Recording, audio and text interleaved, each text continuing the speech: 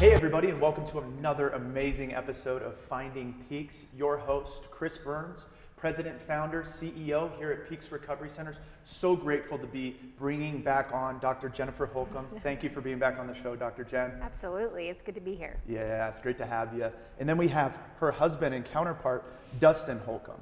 Thank you for joining us, Dustin. Glad to be here. Absolutely. And Dustin is Master's in Education, Board Certified Neurofeedback as well as Biofeedback. So grateful to have him on the show. I've been spending some time with Dustin in the office, breathing, as well as with Dr. Jen, so we're really, really excited to have her back on the show. And those of you that forgot, Dr. Jen is a PhD in psychophysiology, a licensed marriage and family therapist, EMDR certified, board certified behavior analysis, as well as Dustin, and certified both in bio and neurofeedback, as well as HRV. Yeah. Let's go. Yeah, there's a big hot topic right now is HRV, and so I've been exploring that with them and what that means, and just really, really excited to get this show going today. And I want to talk about, if you're open to it, why does the breath get so compromised over time? I noticed that even being in your office 2 weeks ago, when I started to do some low and slow breathing, it was actually really difficult to start. My stomach would tremble, I wouldn't get a nice long breath, it would be disconnected throughout the breath. And I know we talked yesterday a little bit about fight or flight and some of the stuff that happens there, but I guess my question to you guys is, what is it? Is it a multitude of things? Is there something that you guys are identifying throughout the developmental process that gets in the way of that low and slow, good rhythmic breath? So with good respiration, we have good oxygen intake, and we are blowing out enough CO2, which is important. I think a common misnomer is that the CO2 is bad and we just got to get rid of it, and we got to blow it out. Well, truth is we got to maintain about 87% to really keep good respiratory chemistry in place. And so with good CO2 levels in our system and good pH, what's happening there is our body is understanding our current metabolic rate and all systems are a go. The problem is when we lose sight of good breath or good respiration to match the current environment. So if we're sitting there at a desk and we think about something that stresses us out, what'll happen is we could start to increase breath rate because again, I think over many, many millennia we've been doing this. We sense stress, we've got to get more oxygen in, and we've got to prepare for fight. Right. The case is when we don't really, when that intent is misguided. So when we're sitting at the desk, we don't really have to plan for fighting. We just think we do.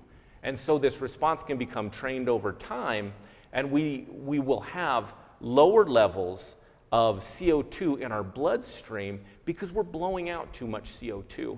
And what that in turn is says, hey, the brain tells the body, slow down the overall metabolic rate because of metabolic needs.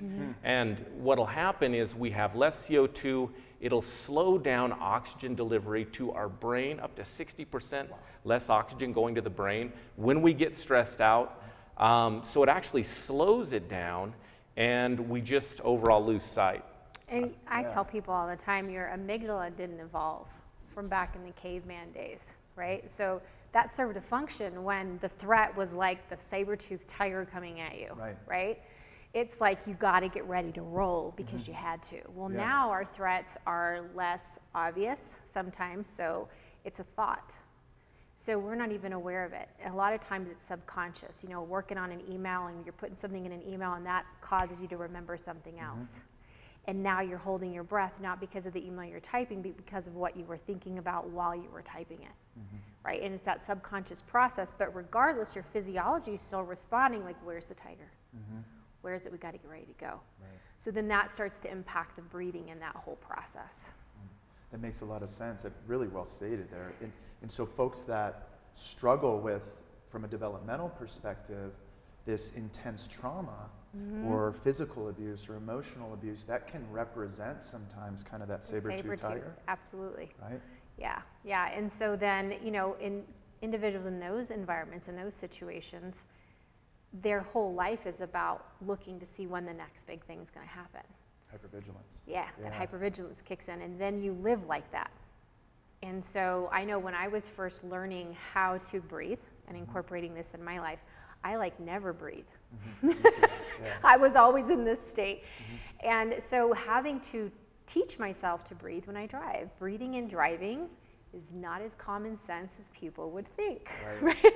And I'm talking about the diaphragmatic breathing, Yeah. cooking and breathing, reading and breathing. I work with a lot of clients, students at the universities, right? They were coming in for a lot of anxiety and stress around classes and all that stuff, where it was keep your hand on your belly while you're breathing, while you're reading.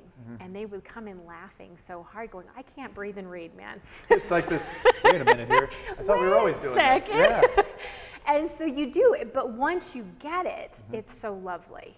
You can actually sense your physiology goes back into a state of recovery. And so that's really what we're looking at, is we are supposed to respond with stress, but we're supposed to recover. Yeah. And we don't oftentimes recover, and that's when our physiology gets impacted, right? I mean, if we're getting, was it 60% less oxygen to the brain? That has an effect over time, right? It is a huge impact. And I just thought, you know, I'd walked into rooms with a bunch of A-type males as a young man, and everybody's hair on their neck stood up, and you had this physiological response. But what I learned over time was actually that I suffered a tremendous amount of abuse at the hands of an A-type male who kind of was my father and kind of was my hero at the same time. And so I would go into locker rooms as a kid. I remember 7th grade is like one of the first grades you change out. You know, you get a locker, you put your shorts on. And I remember doing it. And I remember thinking to myself, I am so out of body right now. Right. Like, I just don't feel okay, but I'm just pushing through, Right. pushing through.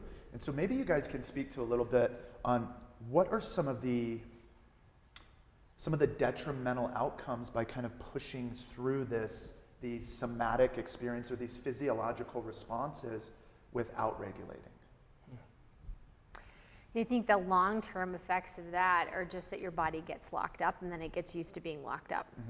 And then you just go through life locked up, but not realizing that you've been locked up, right? And so I think that's part of what happens, right, is just over time, this is just how I get through it.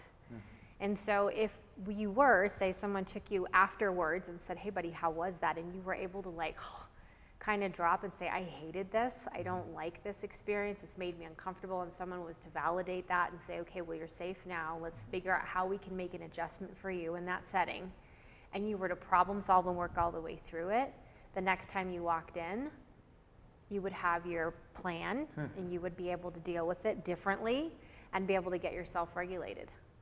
And that's the part that I think often gets missed, especially when we're young. Yeah, it's something that you guys really speak to really well, is like there's this stripping of a layer, and something that really speaks to me is I was sitting with Dustin yesterday, and he's like, you know, probably 4 or 5 sessions, you'll be good. I'm like, you guys are actually doing this to help people get better, you know? Yeah. Did you have something on that topic? So initially, it was thought that the heart was basically controlled by the sympathetic side of the autonomic nervous system. And in truth, it's parasympathetically driven. So when we get excited or stressed out or anxious about anything, that's not increased sympathetic activity. It's actually parasympathetic withdrawal. So if we think about this parasympathetic nervous system, side of the nervous system, which comes through the vagus nerve, think about it as a braking system. And so it brakes on our heart and slows our heart down. And as that brake's removed, it allows our heart to speed up. So it has very little to do with the sympathetic side of things. And so strengthening that parasympathetic side, what we have is improved flexibility and resilience across stressful situations. And it's really the rebound effect too, whether it's proactively through low and slow breathing, which focuses on good use of the diaphragm, which is very underutilized for so many of us. We're chest breathers, we're upper thoracic breathers, and it's just not how it's supposed to go. So we train this diaphragm to really move in and out, pulling good amounts of air in. And our parasympathetic system strengthens during low and slow breathing, and then it can better calm us down when we acknowledge, hey, there's a stressful situation I've just gone through, but it's able to put on that brake in a stronger way, bring that heart rate down, and we can go on about daily life. So it's really a tool for adaptability across situations, and it primarily is achieved through something called respiratory sinus arrhythmia, which is, if we think about our heart rate, it's continually fluctuating. A heart that just beats, go see your doctor, because that's not good. Yeah. It doesn't beat steady. It always constantly increases or decreases. And it's fairly sporadic. As I'm talking right now, if I were hooked up to a blood volume pulse monitor or a EKG, you would see that it's sporadically beating. And it should. It's chaotic. It's a chaotic process. But the way we strengthen that vagal tone is through a process called low and slow breathing, where we want the increase in heart rate and the decrease in heart rate to match with our respiration. So those two go hand in hand, and as they increase and decrease, so the heart speeds up and the heart slows down, what we're doing is we're strengthening that parasympathetic reflex, which allows us to adapt to situations more effectively. Yeah, when you said, I mean, beautifully stated, when you said resilience and adaptability, you know, basically we were talking yesterday, if there's two words, the reason we're here is resilience and adaptability. When I think about mental health and I think about substance use, which is mental health, and the journey of which is the recovery process, that is everything. Absolutely. With respect to moving into recovery, anchoring into a foundation, and if I'm going to Really big terms. Yeah, if I'm going to anchor into a foundation, resilience and adaptability really speaks to me. And to your point with the feedback, it's very closely aligned with my experience with somatic work. It's almost like you can come into a very treacherous situation, call it a stress test or a client experience. We can visit this, see from the neuro, bio, and HRV feedback on the screen how the physiology is being impacted.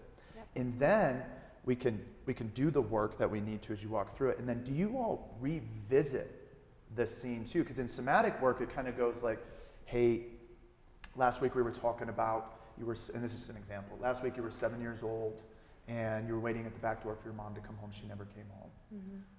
Last week we processed that in SC. I'm going to bring that back up. I want you to tell me what your body does in that regard, right? And generally speaking, if I've already gone through it and I've done the SC, I'm pretty well regulated behind it.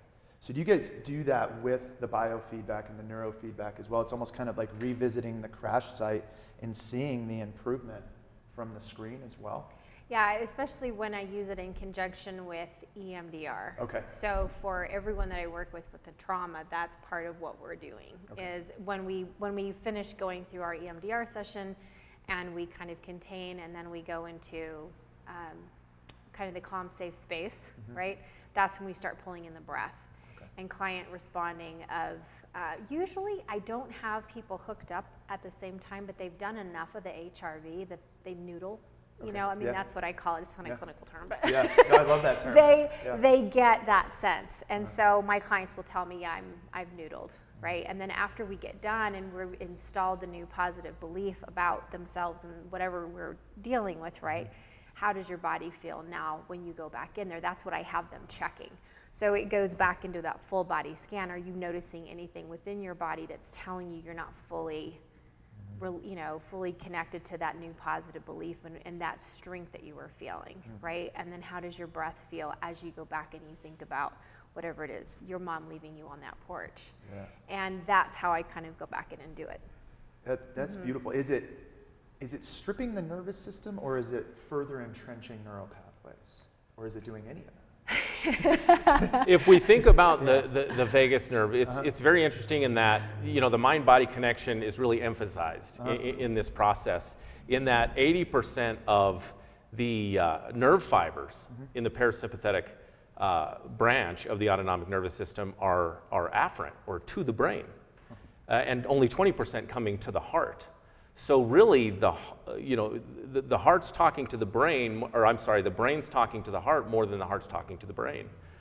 And so in training that, you're strengthening that communication, certainly. Yeah, that makes a lot of sense. And it's interesting how somatic work and neuro and biofeedback are very similar. Very similar, different, but have a lot of similarities. Because a lot of it with somatic work, right? I'm familiar with it because of Ariel Schwartz up in Boulder, right? She does a lot of the somatic work too, but a lot of the trauma gets stuck in the body. And that's really when you start, as you're even going through the EMDR process and doing the trauma work. I have some clients where the trauma is just kind of stuck, and so we have to spend a little bit of time working with the body work, and the way that I do that is with the biofeedback, more specifically than with the neurofeedback. Yeah, that's really cool. Yeah, so closely aligned, really speaks to my heart, because I've had a tremendous amount of experience of like, and it really feels like a lot of times, I know I say stripping a layer, but it's like one of the best full body deep tissue massages you'll ever get. Yeah. Kind of this neurofeedback, potentially some somatic work. It's like this cleansing breath for your nervous system that I never thought was possible. I just thought, as we said on the last show, I really believe that people in recovery, what are they, 5-10 times more likely to die from all-cause death mortality? Right. I just thought that we succumb because we had this special allergy called addiction to this like 6 out of 10 quality of life. Right. And I was on my Instagram this morning saying my beautiful mental health message, and I'm like, we're moving into healing. That's where this is going. That's where Peaks Recovery is. This is where Your All's brand is moving people into this quality of life that they didn't think was possible. Is there any research, and I know I kind of get into this sometimes, but we've talked about different ways to conceptualize research and what's beneficial for humans in general, but is there any research that points to the repercussions or the consequences from lack of good breath or lack of breathing, or what is the impact over time for somebody who is not able to practice low and slow breathing and has a traumatic history or engages with stress? Certainly, yeah. I mean, one good example of that is in the area of hypertension. And so if we go back to low and slow breathing, which involves breathing at a unique frequency that's based on an individual's makeup, and we can talk about that as well, but within hypertension, really what it reflects is a reduced strength of something referred to as a baroreflex. There are receptors primarily located in the carotid artery and the, what's the big one? The aorta? Aorta, thank you. Aortic arch. Yeah. And so these stretch receptors respond continually to this increase in heart rate and decrease in heart rate, and they encourage vasodilation, vasoconstriction to regulate blood pressure. And so when these lose their strength or their effect, their reflexive effect, then that leads to hypertension. We've lost control. And those, hypertension sort of resets the bar in your body so that your body starts to maintain that dysregulation. And so there is very, very good research showing that through low and slow breathing and increasing HRV, we can re-strengthen that reflexive system. And reset it back to where it needs to be to keep the body in a better state of homeostasis. So you actually create and we were talking about this yesterday, you create a new homeostasis if you don't watch out. It's just kind of your baseline. Your body activates at that level. Yep. That's and HRV in general, as one modality for biofeedback training, you mentioned all-cause mortality. It is very well known and well established in the research how important increased HRV is in adaptability and being resilient across environments. And we know that we can absolutely train and increase that HRV along with strengthening that other reflex and the baroreflex through that low and slow breathing. And so how that's done is it's got to be based on an individual's resonance frequency. Okay. So if we think about resonance in this way, the best example that I've come across is a child, pushing a child on a swing, and it's hard. You get them going, and and it's pushing back on you, and man, you hit that sweet spot, and that kid's just flying, and you're just, you're checking your phone, right? And you're just barely tapping it. So you found that individual resonance frequency, right? Very low effort and good magnitude, good power occurring. So the same thing's happening with low and slow breathing in both reflex systems, the vagal reflex, the parasympathetic reflex, and the baroreflex.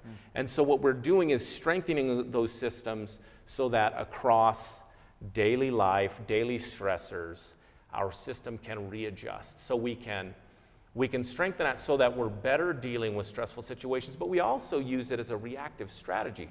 Hey, I'm getting a little out of hand here. I can feel it. My heart. We all know when our heart rate starts to beat and we're getting stressed out. And then we can engage in a little bit of low and slow breathing and re-regulate that process. So, I love that too, because I guess switching it over to Dr. Jenn, what do you see when you have somebody come into your office potentially, like with an experience like mine, where you come in and I have hypertension, my dad has hypertension, my grandfather had hypertension, my grandfather's grandfather had hypertension. As long back as we can measure hypertension, we've had hypertension. Right. And so that's what I was met with in the medical model. I know we've touched on it before, but how do you work with individuals that are kind of rooted in this belief that they have what their parents have and there's no way through that? Well, I think it's, one, looking at it, is there anything medically causing that hypertension that is, like, there's a medical reason for it, right? And if there isn't, right, then I tell them, you want to be open to changing things. Usually most people want to come in and do things differently than their parents, right? Yeah. And so we work through some of those things, but we're talking about breaking that cycle if there is a psychological reason for the hypertension, and usually the breath is always involved in it, right? And so when we start working with clients, I don't focus so much on the hypertension. That's usually like a secondary gain from therapy, but we really work on decreasing stress, because they usually come in because they're saying, I'm stressed out, my anxiety's through the roof, I'm not sleeping, I've got headaches, I've got back pain, I don't feel well, my wife tells me I'm drinking too much, right? All of these things are happening, and I have all these medical problems. I've got IBS, I've got hypertension, I've got, I'm pre-diabetic, we're moving, so the whole physiology is dysregulated, right? And so I work specifically on saying, let's get you feeling better first. Let's balance the physiology with the mental health, because it's a both and, right? If I am exhausted and I don't eat well and my body is just fatigued, I'm not gonna feel good. So we work on addressing those things. And then we also kind of work on, now we're gonna pull in the breath, and we're gonna learn, how do I regulate when I get into these states? First, even recognizing what I'm feeling. How much education did we get on identifying our feelings beyond the happy, sad, right? And usually people can say, well, this makes me happy, this makes me sad, this makes me angry, but how do you know that's how you feel? What does your body tell you about those feelings? And also joy and happiness and peace. And are those comfortable feelings? For some people, happiness is horribly uncomfortable. Calm, oh dear God. No. That's right before everything falls apart, right? And so we work on understanding our feelings, and then we pull in the breath, and we allow the breath to start to ground us and help regulate. And once people get that sense, like the noodling that I talk about, which is just this coherence, it's not peace, it's just, here I am. And it's calming to everyone, even though maybe they wouldn't call it that, right? Yeah. I love that. It's like your all's business name could be moving from surviving to thriving. Right. LLC. I like it. I like it. It's a really beautiful thing. And how does biofeedback create room for optimal performance? That was a catchy term that I really kind of latched onto. So now we're talking about mental health, moving through recovery, but now we're moving into this thing of optimally performing from a mental health perspective, from a physiological perspective. And so maybe you can chat with me a little bit about that, Dustin. Yeah, sure. There's been 30 plus years of biofeedback, neurofeedback practitioners specializing in an area of biofeedback referred to as optimal performance. And then on the sports side, they refer to it as peak performance. So they kind of go hand in hand. But it's really anybody that wants to perform better at work, in their sports, and really across daily living. And so I think that really highlights there doesn't need to be a definable diagnostic problem, right? If you want to attempt to better understand and regulate and self-manage your physiology and your mind-body connection, then that can be done through many modalities.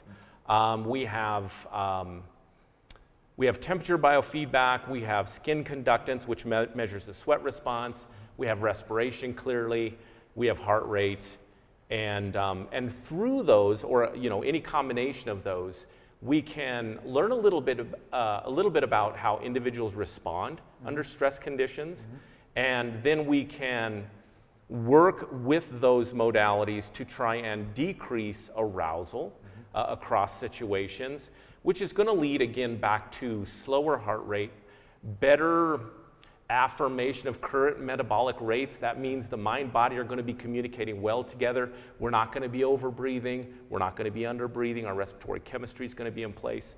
So many athletes around the world and a lot of teams. I know the podcast that I referred to you, they talk about a big soccer team, and I think his name's Messi. Probably everybody knows him. Messi, So he spends 5 minutes in the morning just understanding his HRV as a metric to inform fatigue, because we have reduced HRV when we're tired, and that's why we need to be cautious not to overanalyze daily fluctuation in our HRV, which I know we're all, myself included, can overthink at times. It's really what we're looking at doing is improving these metrics over time. So for instance, good low and slow breathing, give it a couple months, 10 minutes a day. I'd like to see 20 minutes a day, but 10 minutes a day seems to be a real must-have, and you're going to start to feel the benefits. So you've just got better cognition, better blood flow. Parasympathetically, you know, we're even looking at, there's this layer, you know, that the parasympathetic nervous system can create to inhibit muscle pain. And so there's just a lot of different areas to go, which leads me to SEMG too, so muscle biofeedback. We can also do that. So if we're sitting in chairs, we can align 1, 2, maybe up to 4 sensors, which are going to measure muscle electrical activity, and we can train that over-aroused muscle area down. So, yeah. That's interesting. So it could be somebody like a sports injury where you get a new hip and you're overcompensating on this side. It's hard not to. Right. And you can cool that side down. That's really interesting. Something that really spoke to me yesterday when I was in the office. Talk about finding or capitalizing on ways that people manage stress and how that shows up in the nervous system. And I think we saw one of the things that was really responsive to me was the skin conductive. Yeah. And so Dustin said, hey, for 2 minutes, I just want you to tell me about a stressful situation. You know, tell me as much as you want, don't overshare, just tell me about a stressful situation. And I start talking about the last couple months and what we've walked through and things of that nature. And right away, I start feeling my hands get clammy. You know, I feel my heart rate go up. I feel my armpits begin to sweat. And then we learn something about that individual and how they experience stress. And then, correct me if I'm wrong, but we can go into that area and begin to kind of make this magic happen and repair. Right. For lack of a better term, right? Absolutely. Yeah. Bring more physiological regulation so that one part isn't overworking as opposed to another. Right? We're really working on in biofeedback trying to enhance our understanding, our recognition of our physiological responding, because I think we've already talked about the connectivity. I mean, it's irrefutable, right? They are absolutely connected. And so responses in the physiology affect the brain and vice versa, and there's all these different systems and loops that occur. So for you, it might be beneficial to have you start to learn to exert control over your arousal level as evidenced by that skin conductance response. And that's really going to tell us a story about your ability, to regulate it, and then start to maybe discuss that stressful situation again and see what happens and how quickly can you recover from those things. Because we're not going to be able to avoid stress. Right. How quick can we, or are we able to recover from stress? And that's not just, hey man, get out of your head. Right. No, get back in your head and really think about your physiology and engage in strategies such as low and slow breathing to re-regulate. That makes a lot of sense. It's almost like even just with breath in the time that I've spent with you, which has been pretty minimal, but I've spent, you know, a couple hours in breathing now. It's, and maybe I said it on the last show, but it's almost like as you're breathing and you're going through it, right around 6, 7 minutes, poof, your nervous system kind of moves into this world that is so expansive. And it, just the breadth and depth of that experience, albeit very, very simple, is something that's very attractive. And something that I've integrated into my morning routine simply because of that. It's the noodle. Yeah, it's the noodle. It's the noodle. It's the noodle. Yeah. And I love how you talk about the noodle too, because what I noticed when I was hooked up to the machines initially was I would have this breath, and my heartbeat would be outside of the breath or in front of the breath. And you know, when I feel what that feels like in my nervous system when I'm able to breathe and have that arc and then have my heart rate slightly under that. And just what that feels like from a nervous system perspective. And it's kind of like a dark room that hasn't been explored in 38 years, and I'm happy to be there. Right. And I think for a lot of my clients with trauma, specifically medical trauma, it's empowering to see their ability to regulate their own body when they feel like their body has been maybe fighting against them or damaged or broken, and they start to see just a simple act of a nice breath be able to regulate a system that then transfers into feeling better. Because that's why anybody comes to the doctor, right? Is to feel better. I want to feel like myself again. Well, you have to go back into yourself again. And sometimes that's scary. Sometimes that's uncomfortable. Sometimes we don't like our body because we're mad at it for a myriad of reasons, right? Or we just don't understand it. It's a puzzle. Why does my heart do this? So I don't want to cry. I get that a lot, right? I don't want to cry. I don't like to cry. Quit making me cry. And so then it's, well, how do we regulate? Tears are okay, but it doesn't have to overload you. And I think that's the fear that a lot of people have is I'm going to feel this and then I'm not going to be able to turn it off. And so you might feel it, and some of those intense emotions, or for an intense situation that's close to home, it may take longer, but you can stay regulated within it. And what I've had clients in the past tell me is, you know what, I was really mad at you while this was going on because I thought, I'm not supposed to get stressed out anymore. She lied to me. Yeah, this is counterproductive. This is ridiculous. I've been going to the bathroom and breathing and it's not working. But they didn't get sick. Their IBS symptoms didn't come back. They were able to sleep that night. They didn't go and stop off and get the bottle of wine that they usually do after work.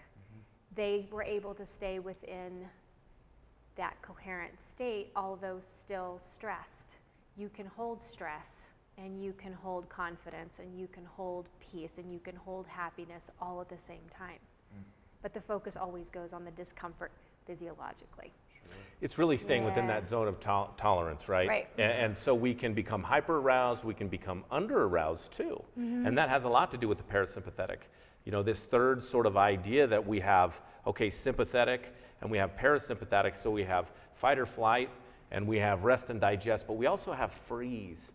And that has a lot to do with depression and withdrawal, and that involves the parasympathetic system. So yeah, this zone of tolerance and remaining in that, certainly the mental health aspect and the physiology, hence psychophysiological aspect, go hand in hand in that treatment. And I think having engaged in it now and working alongside, you know, the best mental health therapist around, having the privilege, right? It becomes ever evident along the way how critical the two dimensions are as far as any treatment modality, and really connectivity, you know, and individualized care. Yeah, what I love so much about the modality and the way that you all speak about it and deliver it to your clients is it's not self-deprecating, it's very empowering. Like, you have this light and this greatness and this opportunity inside you, and as we said on the last episode, life is kind of built on top of that and suffocated your ability to see that clearly. Exactly. So you are a light. Like, you, and it's so important when dealing with mental health, especially substance use, because we have a lot of shame going on. So I just love that. It almost creates, you know, my 12-steppers would hate this, but like some recovery autonomy. Like, who would have thought? Like, I can stand on my own 2 feet, I can be strong, and we can be strong together. It's a really, really empowering way to look at the recovery process, and one of which, like, I want to continually see myself inside and see the ones that we have the opportunity to serve, at least know about the opportunity of healing and be able to speak to that and introduce them to that on a daily basis. Because as we said on the last show, unfortunately, people build a narrative over treatment center after treatment center that is pretty negative, self-deprecating. I can't change. This is hopeless. And as opposed to, I'm just really dysregulated. I need to go regulate myself. Because, like, who isn't? Small course correction. Right. It's just, it's a dysregulation. I need, and you learn what helps the precursors before. Sometimes, if I try to sit and breathe, it's not going to work. I need to go run and then come and breathe, right? Because I have too much physiological energy that sitting down to breathe is only going to make it worse because I'm not going to be able to breathe. So I've got to get that energy out. Or sometimes I need to go hit a hot yoga class. because I've got to get the stretching and the movement through my body so that then I can sit back and actually attune to connect with the breath. So you have to kind of figure out what else you need to incorporate to allow you to pull in, and that's just like understanding your sensory needs and what your body's telling you is going to allow it to absorb that whole intake. And so that's part of that process too. Yeah. Well, that makes a tremendous amount of sense. I just love kind of chatting with you guys and having you on the show. It's amazing. I'm really excited about getting this information out to the public and clients that come into care. But I kind of want to end with this. Something that was really, really unique to me in my experience in your office, and for the viewers, I've been in the office twice now for a total of about three and a half hours, and I've loved my time there. But when it was you two specifically, what I noticed when I was hooked up to the machines, and you all did it without a hitch, all of a sudden I would be sitting there breathing, and Dr. Jenn's next to me, and then all of a sudden I'd be sitting there breathing, and then Dustin's next to me. Right. And you did this really symbiotic exchange of, you know, you come with a certain level of data and insight, and you do the same thing as well. And the way that you guys work in a team together, I had never seen anything like that. I thought that was absolutely. I thought that was really cool. Maybe, can you guys touch on that? How did you come to work so well together in the midst of, like, I mean, I'm sure it's trial and error. It starts with something that I think neither one of us ever want to lose, and that's this intrinsic motivation to do good work. And, you know, it sounds cliche, but, you know, the minute that stops just reverberating in my head, I need to retire clearly. And knowing my limits, you know, in treatment in general. As a behavior analyst, as someone who initially was trained in treating overt or behavior that I can see, so really arranging environmental circumstances to set my learners, whether they be young learners or adult learners, across situations, whether it be at home or work or even on the mountain bike or something.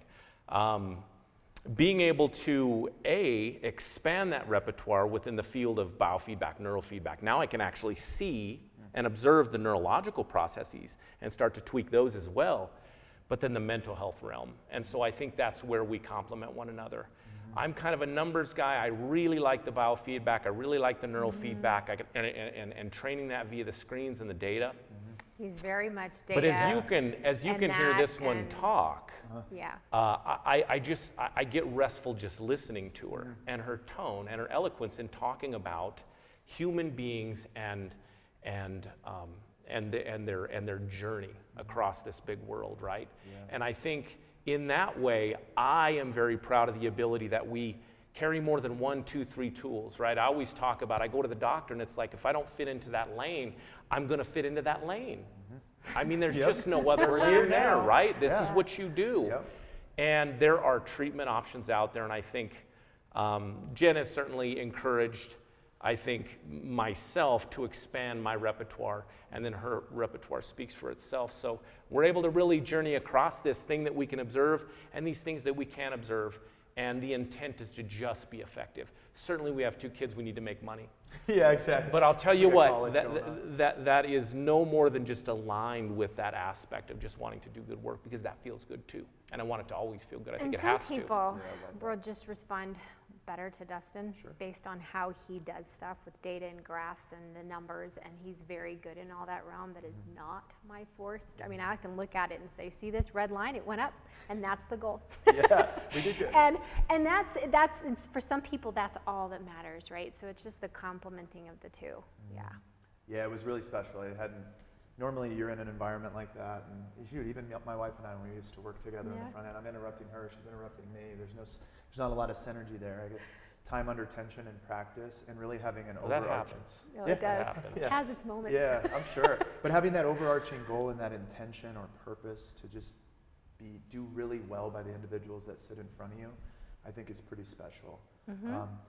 2 things before we end here. I wanted to clear up as well. We have Positive Outcomes LLC, right? We have Integrated Mind and Body, right? Can you talk a little bit about those for the viewers, the differences between them, and where you can find that?